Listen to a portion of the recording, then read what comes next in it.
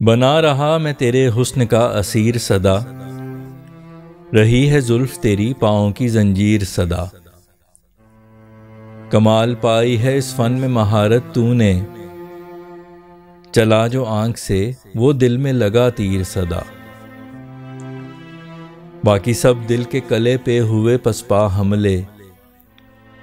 ایک ہی شخص ہے کرتا رہا تسخیر صدا۔ دل کی جاگیر میں شاہی محل تو ہے تیرا،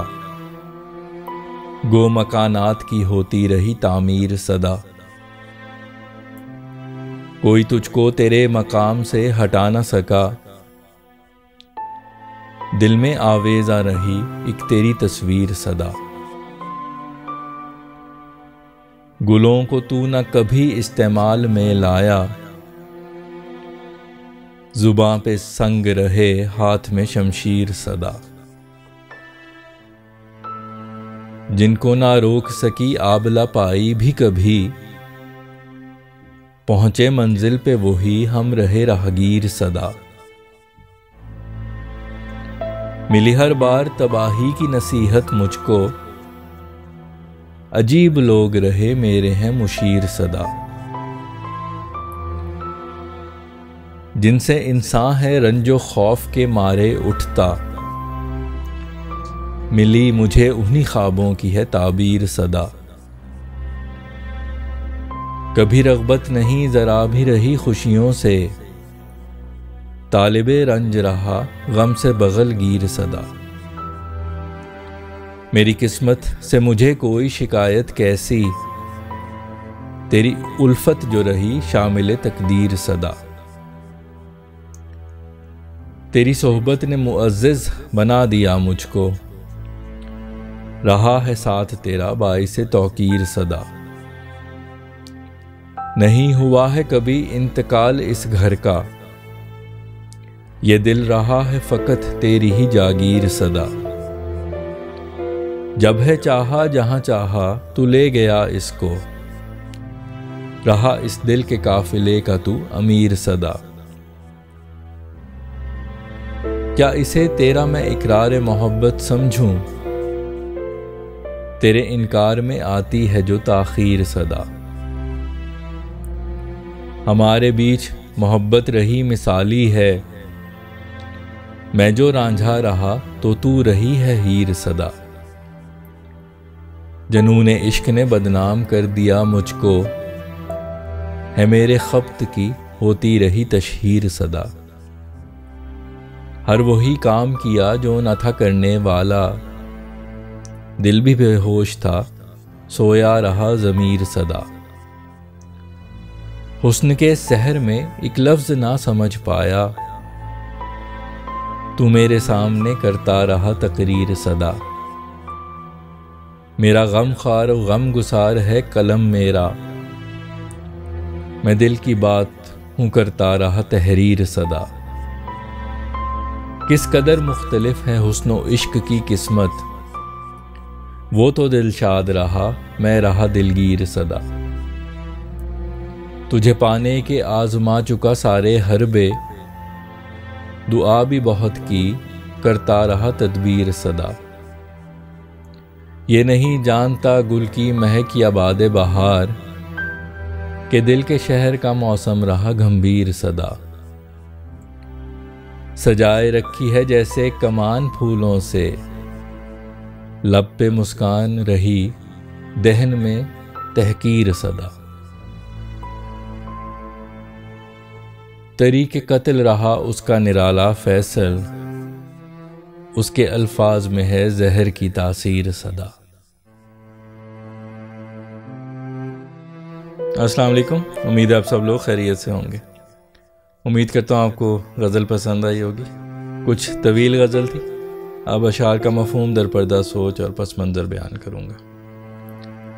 غزل کا جو مطلب ہے وہ اسیری غلامی سے متعلق ہے، کہ انسان اپنے محبوب کے حسن کا غلام بن جاتا ہے،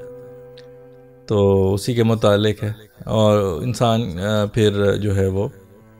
عشق کو جو ہے زندان سے تشبیہ دیتا ہے، اور محبوب کی زلف کو زنجیر سے تشبیہ دیتا ہے، اور بہت ساری تشبیہات ہیں۔ تو یہاں پہ میں نے وہی چیز اس شعر میں بیان کی ہے کہ بنا رہا میں تیرے حسن کا اسیر صدا، بنا رہا میں تیرے حسن کا اسیر صدا، رہی ہے زلف تیری پاؤں کی زنجیر صدا، رہی ہے زلف تیری پاؤں کی زنجیر صدا۔ اگلا شعر جو ہے وہ ایک اصطلاح اردو میں استعمال ہوتی ہے کہ نظر سے تیر چلتا ہے اور دل میں اتر جاتا ہے، مطلب کہ انسان کے دل پہ جو ہے نا محبوب کی نظر وہ اثر کرتی ہے سیدھا۔ تو اس کو میں نے اس شعر میں بیان کیا ہے کہ کمال پائی ہے اس فن میں مہارت تو نے، کمال پائی ہے اس فن میں مہارت تو نے، چلا جو آنکھ سے وہ دل میں لگا تیر صدا، چلا جو آنکھ سے وہ دل میں لگا تیر صدا۔ اگلا جو شعر ہے وہ جو ہے اس میں محبوب کو یہی بتایا جا رہا ہے کہ بہت حملے ہوئے ہیں دل کے کلے پہ، یعنی بہت سے لوگوں نے دل پہ کو فتح کرنے کی کوشش کی ہے، دل کے کلے پہ حملے کیے، لیکن ایک ہی شخص ہے جو ہر دفعہ دل کو تسخیر کرتا ہے، دل کو فتح کرتا ہے۔ تو شعر اس طرح ہے کہ باقی سب دل کے کلے پہ ہوئے پسپا حملے، باقی سب دل کے کلے پہ ہوئے پسپا حملے، ایک ہی شخص ہے کرتا رہا تسخیر صدا، ایک ہی شخص ہے کرتا رہا تسخیر صدا۔ اگلا شعر، اگلے دونوں شعر بھی اسی کے تسلسل میں ہیں۔ جو اگلا شعر ہے اس میں جب ایک جاگیر ہوتی ہے یا ایک سلطنت ہوتی ہے یا ایک ملک ہوتا ہے تو اس میں ایک شاہی قلعہ ہوتا ہے، ایک شاہی محل ہوتا ہے جس میں وہاں کا بادشاہ رہتا ہے، یا پرائم منسٹر ہاؤس ہوتا ہے یا پریزیڈنٹ ہاؤس ہوتا ہے، لیکن میں نے یہاں پہ کیونکہ ایک بادشاہ کی یہاں پہ وہ اس کا شاہی محل کا استعمال کیا شعر، تو ہر اس طرح علاقے میں ایک شاہی محل ہوتا ہے اور بہت سارے مکانات ہوتے ہیں جس میں بہت سارے عوام جو ہیں، جو عام لوگ ہیں، جو رعایا ہیں، وہ رہتے ہیں۔ تو یہاں پہ میں نے اسی چیز کا ذکر کیا ہے کہ انسان کو ایکچولی محبت جو ہے وہ جس کو عشق کہتے ہیں وہ ایک ہی شخص سے ہوتا ہے، تو باقی ایسا بھی نہیں ہے کہ اس کے دل میں کسی اور کی جگہ نہیں ہوتی۔ انسان بہت سے لوگوں سے جو ہے وہ تھوڑی بہت لگاؤ رکھتا ہے اور ان کا بھی دل میں کچھ نہ کچھ مقام ہوتا ہے۔ تو میں نے اس لیے تشبیہات یہاں پہ شاہی محل اور مکان کی دی ہے کہ دل میں جو ہے مکانات بہت سے ہیں لیکن شاہی محل ایک تیرا ہی ہے۔ تو شعر اس طرح ہے کہ دل کی جاگیر میں شاہی محل تو ہے تیرا، دل کی جاگیر میں شاہی محل تو ہے تیرا، گو مکانات کی ہوتی رہی تعمیر صدا، گو مکانات کی ہوتی رہی تعمیر صدا۔ اگلا شعر بھی اسی طرح ہے کیونکہ جب بھی اسی طرح کوئی سلطنت ہوتی ہے تو اس میں جگہ جگہ جو وہاں کا حکمران ہوتا ہے، بادشاہ ہوتا ہے، اس کی تصویریں سجی ہوتی ہیں۔ تو اسی طرح یہاں پہ میں نے اگلے شعر میں لکھا ہے کہ کوئی تجھ کو تیرے مقام سے ہٹا نہ سکا، کوئی تجھ کو تیرے مقام سے ہٹا نہ سکا، دل میں آویزہ رہی ایک تیری تصویر صدا، دل میں آویزہ رہی ایک تیری تصویر صدا۔ اگلا شعر ایک ایسے شخص کے متعلق ہے جو جس کو محبت سے بات کرنا یا اس محبت کے انداز میں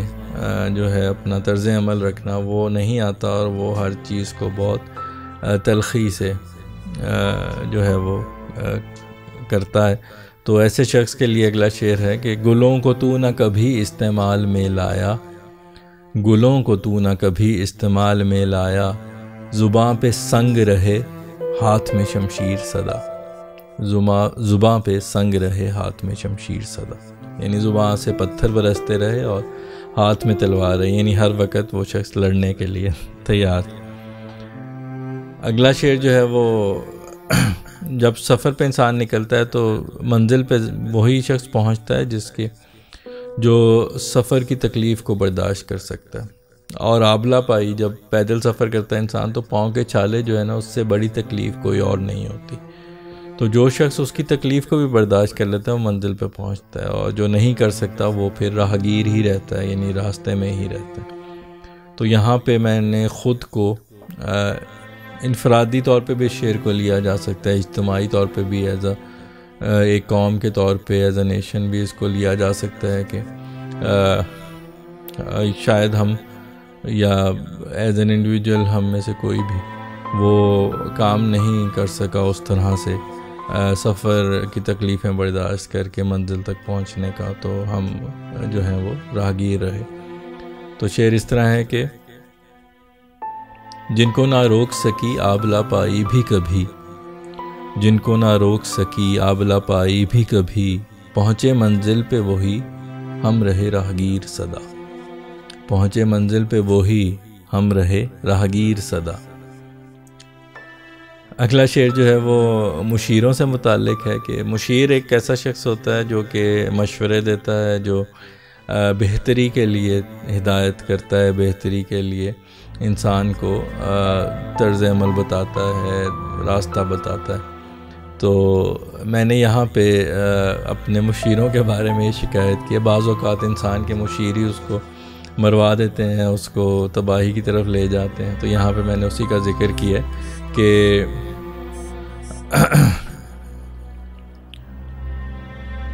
ملی ہر بار تباہی کی نصیحت مجھ کو، ملی ہر بار تباہی کی نصیحت مجھ کو، عجیب لوگ رہے میرے ہیں مشیر صدا، عجیب لوگ رہے میرے ہیں مشیر صدا۔ اگلا شعر جو ہے وہ خوابوں کے بارے میں انسان مختلف خواب دیکھتا ہے، کچھ اچھے ہوتے ہیں، کچھ برے ہوتے ہیں، اور اکثر کچھ خوابوں کی انسان کو تعبیر بھی مل جاتی ہے، جو خواب اس کو نظر آتے ہیں لاشعوری طور پہ سوتے ہوئے، کیونکہ خواب جو ہیں وہ لاشعور کی ایک فلم بندی کہہ لیں، پکچرائزیشن کہہ لیں، وہ ہوتی ہے۔ تو انسان کی جو خواہشات ہوتے ہیں، جو خوف ہوتے ہیں، خواہشات اس کے خوبصورت خوابوں کے طور پہ سامنے آتے ہیں، جو خوف ہوتے ہیں وہ جو ہے وہ برے خوابوں کے طور پہ، خوفناک خوابوں کے طور پہ آتے ہیں۔ تو وہ جو خوفناک خواب ہیں ان سے انسان رنج و خوف کے مارے اٹھتا ہے، یعنی غم ہوتا ہے انسان کو اور خوف ہوتا ہے، اس کے مارے وہ اس کی نیند ختم ہو جاتی ہے اور اٹھ جاتا ہے، بیدار ہو جاتا ہے۔ تو میں نے یہاں پہ یہی شعر میں لکھا کہ ایسے جو خواب جس سے انسان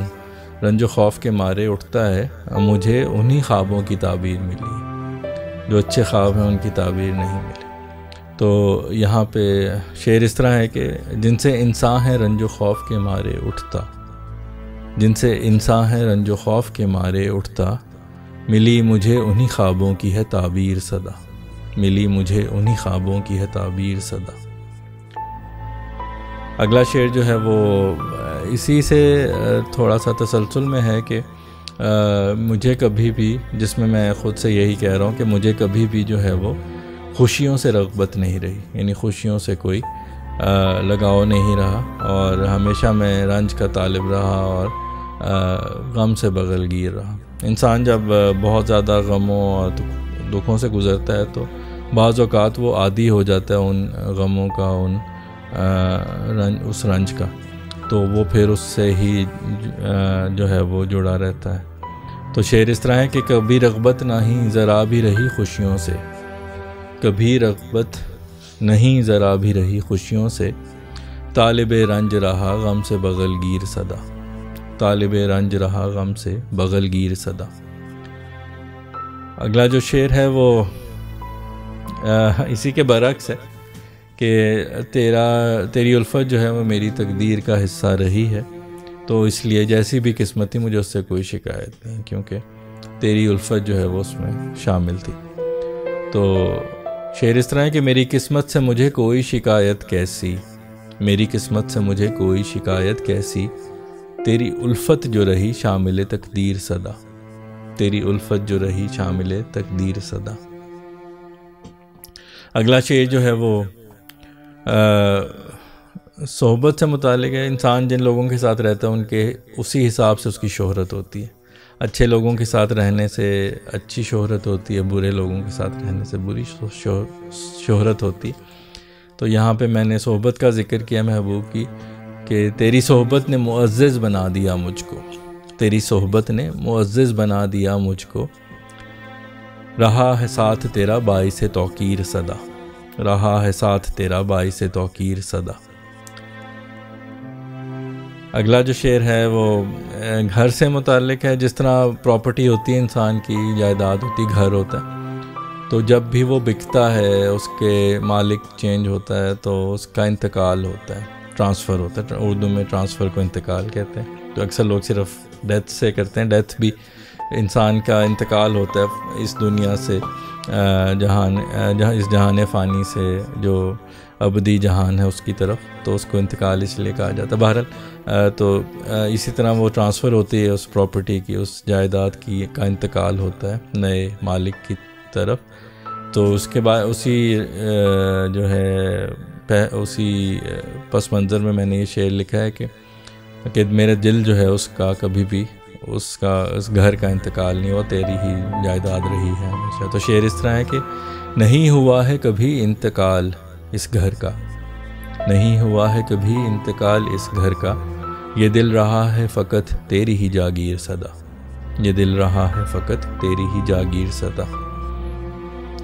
اگلا شعر جو ہے وہ ایک ہر قافلے کا, ہر کاروان کا ایک امیر ہوتا ہے, ایک رہنما ہوتا ہے. تو وہ اس کو جہاں پہ لے کے جاتا ہے پورا قافلہ اس کے پیچھے پیچھے چلتا ہے. تو جہاں موڑتا ہے وہاں وہ قافلہ مڑ جاتا ہے, جہاں سیدھا جاتا ہے وہاں قافلہ بھی سیدھا جاتا ہے. تو یہاں پہ میں نے اپنے دل کے قافلے کا امیر جو ہے اپنے محبوب کو بتایا ہے, اور اسے یہی کہا ہے کہ تو نے جہاں چاہا جب چاہا اس کو لے گیا, میرے دل کے قافلے کو اس طرف. تو شعر اس طرح, جب ہے چاہا جہاں چاہا تو لے گیا اس کو,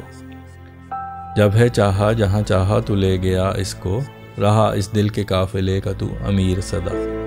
رہا اس دل کے قافلے کا تو امیر صدا. اگلا شعر جو ہے وہ اس غزل کا میرا پسندیدہ اشعار میں سے ایک ہے, حاصل غزل شعر ہے میرے حساب سے. تو جب انسان سے کوئی سوال کیا جاتا ہے اور وہ اس بارے میں اس کا دل کچھ اور کہتا ہے اور ذہن کچھ اور کہتا ہے. اگر اس سے اقرار محبت کے بارے میں سوال کیا جائے تو ہو سکتا ہے دل اس کا اقرار کرتا لیکن ذہن کہتا نہیں انکار کرو. تو اس قسم کی جو حالت ہوتی ہے اس میں پھر انسان کا جو جواب ہوتا ہے وہ تھوڑی سی تاخیر سے آتا ہے, کیونکہ اندر اس کے وہ دل اور دماغ کے درمیان جنگ چل رہی ہوتی ہے. تو اس کے متعلق میں نے یہ شعر لکھا ہے کہ کیا اسے تیرا میں اقرار محبت سمجھوں, کیا اسے تیرا میں اقرار محبت سمجھوں, تیرے انکار میں آتی ہے جو تاخیر صدا, تیرے انکار میں آتی ہے جو تاخیر صدا, کیا اسے تیرا میں اقرار محبت سمجھوں, تیرے انکار میں آتی ہے جو تاخیر صدا. اگلا شعر جو ہے وہ مثالی محبت کے متعلق ہے. محبت کچھ ایسے ہمارے قصے ہیں محبت کے مشہور, لیلا مجنوں ہے, ہیر رانجھا ہے, شیریں فرہاد ہے, سسی پنو, یہ سب مثالوں کے طور پہ استعمال کیے جاتے ہیں جب بھی کوئی وفا اور محبت کی مثال دینی ہو تو ان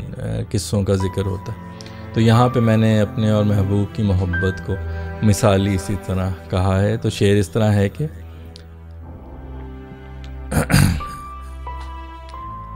ہمارے بیچ محبت رہی مثالی ہے, ہمارے بیچ محبت رہی مثالی ہے, میں جو رانجھا رہا تو تو رہی ہے ہیر صدا, میں جو رانجھا رہا تو تو رہی ہے ہیر صدا. اگلا شعر جو ہے وہ جنون عشق کے متعلق ہے کہ جنون عشق جو ہے انسان کو بدنام کر دیتا ہے. جس طرح مجنوں بدنام تھا, باقی سب عاشق بدنام تھے, تو ان کو مجنوں تو نام ہی اسی وجہ سے رکھا گیا تھا. تو یہ میں نے اس کو اس شعر میں قلم بند کیا ہے کہ جنون عشق نے بدنام کر دیا مجھ کو, جنون عشق نے بدنام کر دیا مجھ کو, ہے میرے خبط کی ہوتی رہی تشہیر صدا, ہے میرے خبط کی ہوتی رہی تشہیر صدا. یعنی میرے پاگل پن کی جو ہے لوگ جو ہے وہ تشہیر کرتے رہے, اسے مشہور کرتے رہے دنیا میں. اگلا شعر جو ہے وہ دو چیزیں ہیں جو انسان کو غلط کام سے روکتی ہیں, جو برے کام سے اس کے اندر سے آواز آتی ہے کہ رک جا نہ کر. ایک تو اس کا دل ہے, بیکاز دل ہمیشہ صحیح بات کرتا ہے. دوسرا ضمیر ہے, وہ بھی ضمیر کی آواز جس کو کہتے ہیں وہ بھی اس کو روکتی ہے انسان کو. تو میں نے ادھر وہ دونوں کے بارے میں لکھا ہے شعر میں کہ ہر وہی کام کیا جو نہ تھا کرنے والا, ہر وہی کام کیا جو نہ تھا کرنے والا، دل بھی بے ہوش تھا سویا رہا ضمیر صدا، دل بھی بے ہوش تھا سویا رہا ضمیر صدا۔ اگلا شعر جو ہے وہ محبوب کے حسن کے متعلق ہے کہ بعض اوقات انسان دوسرے کے حسن میں اتنا گم ہو جاتا ہے کہ اس کی آواز جو ہے وہ کانوں میں تو جا رہی ہوتی ہے لیکن سمجھ نہیں آ رہی ہوتی، تو آپ اس کی طرف دیکھتے رہتے ہیں اور آپ کا ذہن کا سارا فوکس جو ہے وہ اس کی حسن پہ ہوتا ہے، تو جو سننے کا جو ذہن کا کام ہوتا ہے وہ اس وقت وہ نہیں کر رہا ہوتا۔ تو ادھر میں نے اس کا ذکر کیا ہے کہ حسن کے سحر میں ایک لفظ نہ سمجھ پایا، حسن کے سحر میں ایک لفظ نہ سمجھ پایا، تو میرے سامنے کرتا رہا تقریر صدا، تو میرے سامنے کرتا رہا تقریر صدا۔ اگلا شعر جو ہے وہ اکثر شاعروں سے متعلق ہے، میرے بھی یعنی اپنے متعلق بھی ہے، باقی شاعروں کے متعلق بھی ہے کہ شاعر جو ہے اپنے جذبات کا اظہار جو ہے وہ اپنے شعر، اپنے اشعار کے ذریعے، اپنی غزلوں کے ذریعے، اپنی نظموں کے ذریعے کرتا ہے۔ تو کوئی بھی جو فنون لطیفہ، کریٹیو آرٹس کے جتنے بھی آرٹسٹ ہیں وہ سب اپنے جذبات کا اظہار اپنی کریشن میں کرتے ہیں۔ تو